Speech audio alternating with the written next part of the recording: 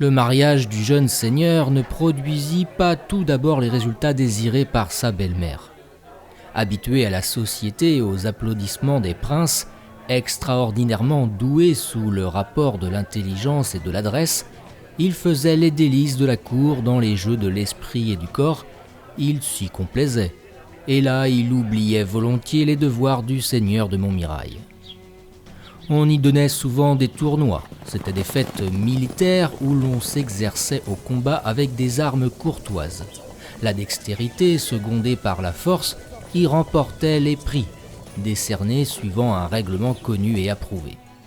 Jean brillait dans ces tournois où il était ordinairement vainqueur. Pour renoncer à tous ces plaisirs, il eût fallu s'armer de courage et correspondre fidèlement aux appels de la grâce. Ce triomphe se fit attendre plusieurs années. Mais au milieu de tant de séductions variées, Jean ne manquait pas une occasion d'accroître sa renommée, ni d'ajouter à sa gloire.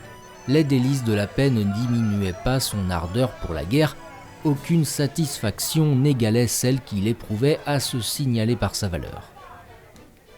Il vivait au temps des croisades, expéditions à jamais mémorables, entreprises pour délivrer les lieux saints du joug des infidèles. Guerre féconde en épreuves pour les croisés, mais plus fertile encore en bienfaits pour l'Europe. À la croisade de 1190, Jean fut cité pour ses exploits devant Ptolémée. 2 ans plus tard, à la bataille de Gisors, il se conduisit en héros. La ville de Gisors ainsi que le Vexin étaient tombés au pouvoir de Richard Cœur de Lion, roi d'Angleterre. Philippe Auguste voulut repousser l'injuste agression de son rival. L'armée française vint camper à une certaine distance de l'ennemi. Le roi résolut de faire lui-même une reconnaissance suivie seulement de 500 lances, mais des replis de terrain cachaient les mouvements des troupes anglaises. Elles s'approchèrent sans être vues et ne tardèrent pas à envelopper de toutes parts le valeureux monarque. Un gentilhomme faisant fonction de vedette découvre la droite manœuvre, sonne l'alarme et conseille la retraite. Philippe Auguste refuse d'écouter les avis de la prudence. Au lieu de reculer, il marche en avant après s'être recommandé au dieu des armées et paraît courir à une mort certaine lorsque Jean de Montmirail accourt avec la noblesse française. Il fait au roi un rempart de son corps, repousse et culbute les premières lignes de l'ennemi. Les Anglais, étonnés d'un choc si imprévu et si meurtrier, croient à l'arrivée de nombreux renforts. Ils hésitent, ils fléchissent, et le roi, profitant d'un moment de panique, s'ouvre un chemin vers Gisors, dont il parvient à s'emparer. En entrant dans la cité, suivi de son fidèle compagnon, il dut traverser un pont qui s'écroula sous le poids de son escorte.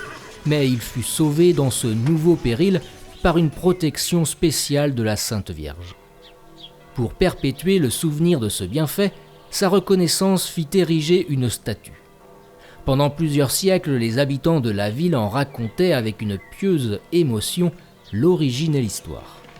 De retour à Paris, Philippe Auguste proclama les éminents services de Jean, loua sa singulière bravoure, lui donna en signe de gratitude une belle tunique en drap d'or, érigea la terre de Montmirail au nombre des rares baronnies de l'époque, et si l'on en croit plusieurs historiens, il conféra plus tard à ce seigneur la dignité de connétable. Cette dernière assertion a été sérieusement contestée, mais elle emprunte un caractère d'authenticité au témoignage de saint Vincent de Paul. Saint Vincent fut à même d'en vérifier l'exactitude puisqu'il passa 5 années dans le château de Montmirail avec le titre de gouverneur des jeunes de Gondy, descendant par les femmes du bienheureux Jean. Ardent pour le plaisir, le baron de Montmirail le cherchait, on le sait, au préjudice de son devoir. Au lieu de vivre dans le détachement chrétien des choses de la terre, et d'en user comme n'en usant pas, il leur avait laissé prendre cette première place qui appartient à Dieu. Les maximes pernicieuses du monde avaient fait invasion dans son âme et paralysaient les enseignements de la religion. Quand il s'agissait de briller dans une fête, aucun obstacle, aucune dépense, aucune prodigalité ne l'arrêtait. Quand il fallait rendre la justice à ses vassaux, soulager la misère des pauvres et donner à sa nombreuse maison l'exemple des pratiques chrétiennes, Les empêchements lui semblaient insurmontables et trop souvent il se disait « à demain les choses sérieuses ». Cependant, lorsqu'il fut parvenu au fait des grandeurs et au comble de la gloire, il parut commencer à comprendre leur irrémédiable vanité. Les splendeurs de la cour ne lui offraient plus le même attrait. La beauté des chevaux, l'éclat des pierreries, la richesse des armures et celle des vêtements, en un mot les excès de ce luxe qu'il se plaisait à déployer en toute rencontre, ne laissaient plus de paix à sa conscience. Sa foi, longtemps assoupie, se réveillait pour l'éclairer de lumières inespérées. Le beau est la splendeur du bien, a dit un ancien philosophe. Cette parole retentissait confusément à ses oreilles. Il se souvenait de l'histoire du figuier stérile immortalisé par l'Évangile et il se reprochait l'inutilité de sa vie.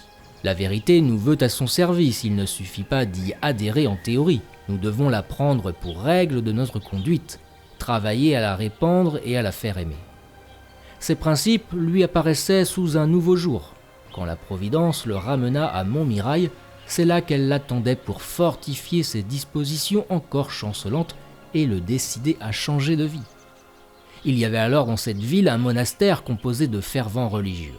Le prieur des chanoines réguliers de Saint-Étienne était un homme intérieur très avancé dans les voies spirituelles. Depuis longtemps il priait pour le salut du puissant Seigneur. Dieu exauça ses vœux et se servit de son concours pour ramener Jean au sentiment digne de la sublime vocation du chrétien. Dans ses visites au château, le prieur parlait, avec l'autorité de son caractère, des vérités éternelles. Il ne négligeait pas de rappeler que le salut est la seule chose nécessaire, que tout est illusion ici-bas, tout excepté l'amour de Dieu et son service. Il reproduisait ses grandes pensées sous des formes variées, mais souvent saisissantes. Il y avait d'ailleurs en sa personne cet heureux mélange de force, de douceur et d'aménité qui attire et captive les cœurs. Un jour, au retour d'un tournoi, comme les amis du baron de Montmirail se pressent autour de lui et le félicitent de sa victoire, le vénérable prieur, se présentant à son tour, lui demande avec une respectueuse assurance ce qu'il a recueilli de tant de peine. « Du vent », répondit le seigneur. Puis il se tait, et on voit sa physionomie porter l'empreinte des plus graves réflexions. À partir de cette époque, un observateur attentif aurait pu constater de persévérants progrès dans la voie de la religion. Peu à peu, Jean s'éloigne des fêtes et des plaisirs de la cour. Il prolonge ses séjours à Montmirail, recherche les conseils du prieur, s'attache à cet excellent guide, fréquente les sacrements et se montre en même temps sévère pour lui et indulgent pour les autres. La malveillance et la calomnie s'efforcent de critiquer sa nouvelle conduite. Ses anciens compagnons, Elvide elle-même, regrettant amèrement les joies mondaines, s'entendent pour contrarier l'accomplissement de ses pieux desseins. Mais personne ne réussit à ébranler ses résolutions. Sa paix, sa patience et son énergie en imposent à tous. Uni à Dieu par la soumission et l'amour, il réussit à toucher par ses paroles des âmes depuis longtemps rebelles aux divins préceptes. On compare avec raison la grâce à l'huile, dit le père Machaut dans son Histoire du bienheureux. Quand une goutte d'huile tombe sur une étoffe, cette liqueur s'étend et gagne du terrain. La grâce agit de même. À mesure que vous y correspondez, elle afflue avec plus de rapidité. Elle arrive avec tant d'abondance que l'âme en est tout imprégnée et se trouve tout à fait sous son salutaire empire. La fidélité à une première grâce en attire beaucoup d'autres, assure le salut, et conduit parfois à une éminente sainteté. Pendant bien des années, les folles rêveries des passions humaines avaient occupé une immense place dans la vie de Jean, mais la solide piété transforme tout ce qu'elle touche. Aussi s'applique-t-il à combattre ses anciens penchants. Il s'inspire des conseils de la foi et veut réparer ses anciennes négligences, ses fautes passées, par un surcroît d'exactitude et de zèle. Il se déclare hautement chrétien et n'accepte aucun des compromis funestes tentés pour concilier l'esprit de l'Évangile avec l'esprit du siècle. La modestie des vêtements remplace le luxe des anciennes parures, une nourriture simple et frugale succède aux plus splendides festins. Il introduit une sage réforme dans l'administration de sa fortune. Les dépenses inutiles sont supprimées. Les sommes devenues disponibles sont consacrées au soulagement des pauvres et à la décoration des églises. La douceur, la charité tempèrent singulièrement la vivacité de son caractère et la fierté de son langage. Naguère, il se laissait encore dominer par un désir déréglé de l'estime et des louanges. Désormais, il aspire à un triomphe plus important que celui des champs de bataille. On le voit sans cesse appliqué à se vaincre lui-même et à fouler aux pieds les vaines terreurs du qu'en dira-t-on. Son zèle se manifeste dans les petites comme dans les grandes occasions. Il réprime autour de lui la licence des paroles par la gravité de son maintien. Si la cloche sonne pour annoncer un office, il quitte les plus brillantes visites, fait agréer ses excuses et se rend à l'appel de l'Église.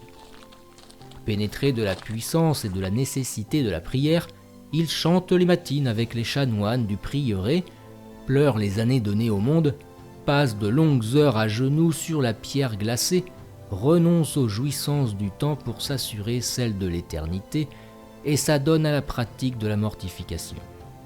Il fonde un ermitage dans une forêt située à une demi-lieue de Montmirail et s'y retire de temps en temps, mais surtout à la veille des grandes solennités religieuses, afin de se préparer à les célébrer pieusement. Il s'y livre à l'exercice de la méditation et cherche dans le recueillement de meilleures dispositions pour s'unir au divin maître. Son plus vif désir est d'imiter les saints, qui évitaient autant que possible, dit l'auteur de l'Imitation, la compagnie des hommes et dont le choix était de servir Dieu dans la retraite.